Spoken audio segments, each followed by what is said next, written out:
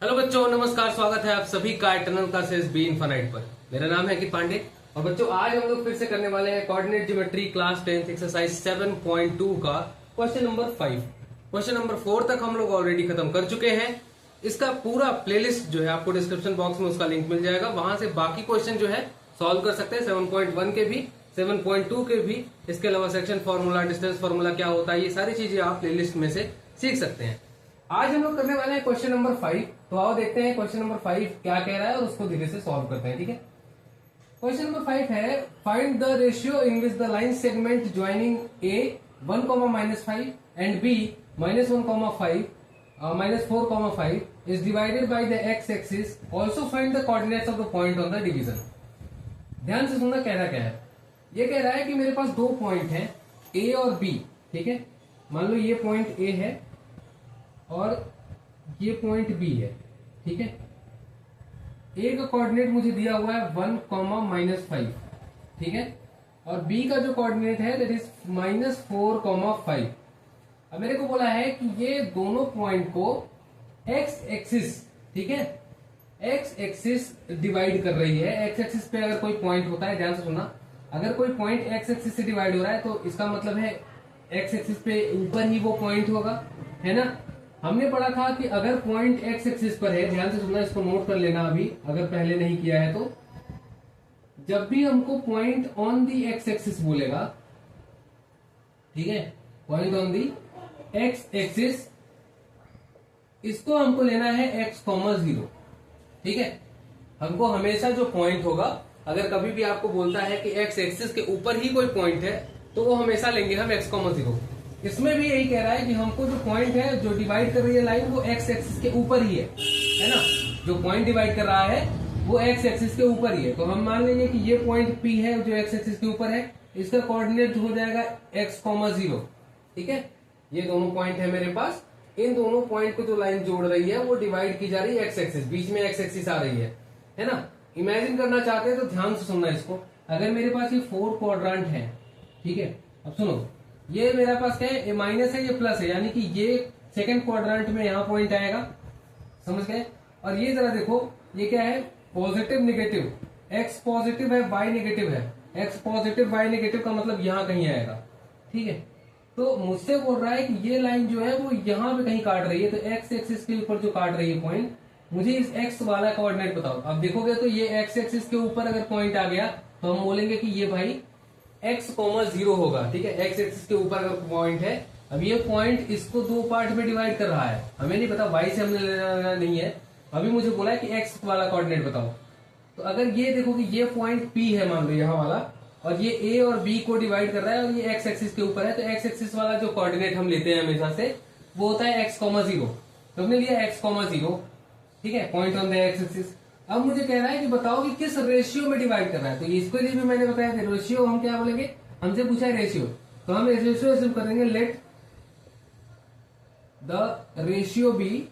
हमने कहा है जब रेशियो आपको नहीं पता हो तो हमेशा आपको रेशियो भी हमेशा मान लेना k:1। ठीक है, क्या लेंगे, k:1 लेंगे। अब जैसे ही आपने यहाँ पे k:1 लिया तो ये हो गया m1 की वैल्यू और ये हो गया m2 की वैल्यू, समझ गए। अब सुनो, अगर मुझे निकालना है तो मैं कैसे निकालूंगा, जरा सुनो। मेरे पास x है और 0 है। अगर मैं x वाले फॉर्मूले से, मैंने कहा था k वाला फॉर्मूला जो किसी में भी लगा सकते हो, इंसेक्शन फॉर्मूला में, अगर आपने पिछला क्वेश्चन देखा हो तो अगर आप देखते हो तो यहाँ पे x की वैल्यू होती थी, यहाँ पे x की वैल्यू नहीं है। तो x और y में से किसी की भी वैल्यू दी हुई हो उसी वाले फॉर्मूले को यूज करना है। ठीक है, किसी भी एक फॉर्मूले को यूज कर सकते हो। हमें क्लियरली यहाँ दिख रहा है कि x की वैल्यू बच्चे नहीं है कुछ मेरे पास, तो अगर मैं इसके वाले फॉर्मूले से लगाऊंगा ना तो लास्ट में मेरे पास कुछ रिजल्ट नहीं निकलेगा, बल्कि k और x दोनों साथ में आ जाएंगे और दो वेरिएबल हो जाएंगे, है ना। तो हमको वैल्यू तो दोनों की निकालनी, k की भी x की भी, तो कुछ ऐसा लगाओ जिससे हमारा वैल्यू निकल जाए। तो इस बार हम x न लगा के y वाला फॉर्मूला लगाएंगे। तो y इक्वल्स टू अगर देखोगे तो होता है m1 y2 plus m2 y1 upon में m1 प्लस m2, ये होता है। अब क्लियरली अगर देखोगे तो y की वैल्यू हमको 0 दी हुई है, ये होता है x, y1, ये होता है ना, x1 ये है, y1 ये है, x2 ये है, y2 ये है, ये x होता है, ये y होता है। इस बार x की वैल्यू नहीं दी थी इसलिए हमने x वाला फॉर्मूला नहीं लिया है। हमेशा याद रखना, जीरो रखने से यहाँ पे क्वेश्चन जल्दी सॉल्व हो जाएगा, है ना। तो रखो, तो y की वैल्यू 0 है, m1 की वैल्यू मेरे पास k है, y2 की वैल्यू अगर देखोगे तो 5 है ना, प्लस m2 की वैल्यू मेरे पास 1 है, और y1 की वैल्यू देखोगे तो -5 है, अपॉन में k plus 1 m1 plus m2 हो जाएगा। अब इसको देखोगे तो k प्लस 1 अगर इधर आएगा तो 0 हो जाएगा, है ना। तो यहां से जो वैल्यू आएगी, ध्यान से सुनना, यहां से आगे जो वैल्यू आएगी वो क्या आएगी, वो कुछ इस तरीके से आएगी, ध्यान से सुनना। ये k प्लस 1 इधर जाएगा तो 0 हो जाएगा, और इधर क्या बचेगा 5k, है ना, और -5 इंटू 1 तो ये हो जाएगा -5।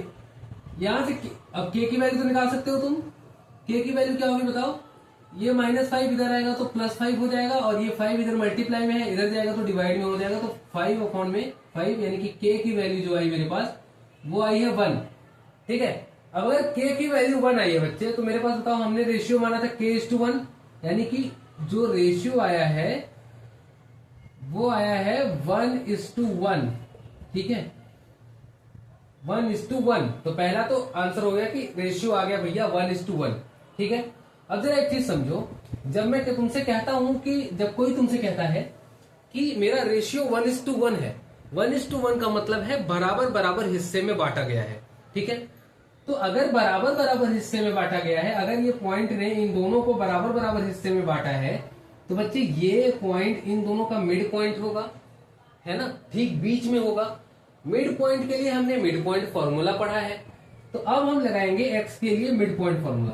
तो x की वैल्यू निकालनी है, तो 1:1 का मतलब होता है मिड पॉइंट, ठीक है, ये याद रखना, 1:1 का मतलब होता है मिड पॉइंट। तो मिड पॉइंट फॉर्मूला जब लगाओगे तो x जो होगा, x will be the mid point of a and b। Mid point formula लगाओगे तो x की वैल्यू आएगी x1 प्लस x2 अपॉन में 2, है ना, यही होता है मिड पॉइंट फॉर्मूला, हमने पढ़ा है।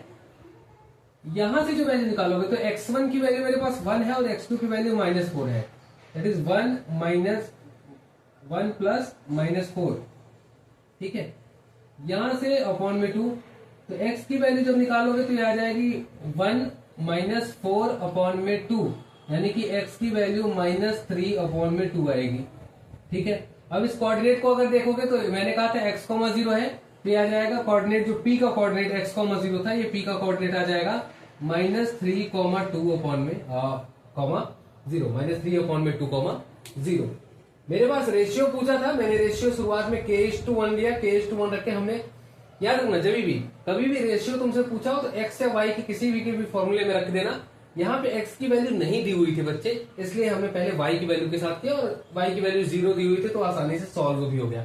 या कुछ भी दिया होता 5, 6, 7, 8 कुछ भी होता तो भी आराम से सॉल्व हो जाता, ठीक है। यहाँ पे x की वैल्यू भी दी होती तो हम x वाले से भी सॉल्व कर सकते थे, पर इसमें तो x की वैल्यू निकालनी ही थी, तो पहले हमने रेशियो निकाला y वाले फॉर्मूले से, और फिर हमने देखा कि वो रेशियो 1:1 आ रहा है, यानी कि बराबर भाग में डिवाइड कर रहा है, यानी बीच में है p वाला, तो हमें मिड पॉइंट फॉर्मूला से x की वैल्यू निकालनी है, ठीक है। और मेरा कोऑर्डिनेट जो है वो है -3,2 अपॉन में 2, 0, ठीक है। ये मेरा आंसर है, स्क्रीनशॉट ले लो। ये मेरा क्वेश्चन नंबर 5 आज सॉल्व हो चुका है। अब हम करेंगे क्वेश्चन नंबर 6 आगे इसके, ठीक है। तो चलिए मिलते हैं नेक्स्ट वीडियो में क्वेश्चन नंबर 6 के साथ। All the very best, thank you so much.